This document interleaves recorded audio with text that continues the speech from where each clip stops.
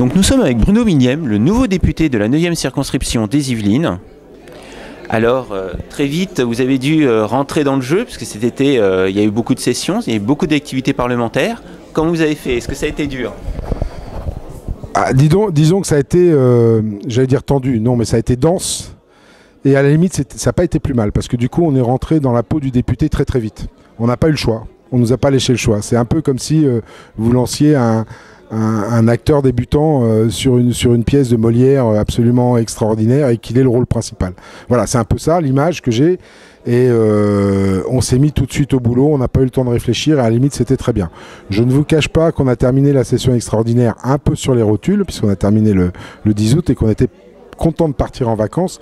Mais le boulot qui a été fait pendant cet été, je crois que c'est un des meilleurs boulots qui a été fait depuis très longtemps à l'Assemblée sur une période estivale. Alors, vous inaugurez ce soir votre bureau parlementaire à Maule, très spacieux.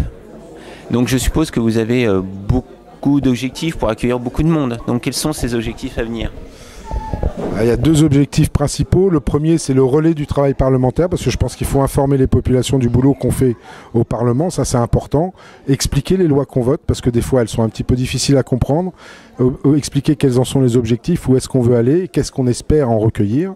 Donc ça c'est important. Donc on fera des réunions publiques, ici ou ailleurs, dans des salles que nous prêteront les maires. Ça c'est le premier objectif, donc l'explication du travail législatif, on va dire.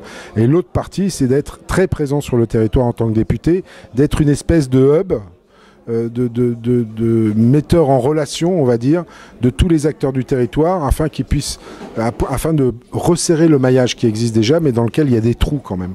Quand vous allez voir Pôle emploi par exemple au Muro et qui vous explique qu'ils ont du mal à avoir une idée des besoins des petites et moyennes entreprises, ça pose question.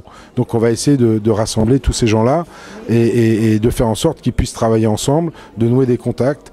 Et puis on va essayer aussi d'être un porteur de projet. C'est tout le côté commission de projet de territoire, c'est-à-dire que les gens qui ont des projets ou qui imaginent des projets, qui ne savent pas trop comment s'y prendre, ou qui ont déjà finalisé leur projet mais qui n'arrivent pas à trouver les financements ou qui administrativement sont coincés, eh bien ceux-là ils viendront ici, on les aidera à faire en sorte que leur projet aboutisse. On sera honnête, s'il n'y a aucune chance que le projet aboutisse, on leur dira, mais on leur expliquera pourquoi. Je vous remercie pour cette petite interview. Vous avez beaucoup de monde ce soir, donc on va vous laisser à vos invités.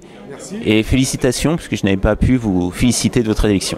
Merci beaucoup, merci à vous. Merci.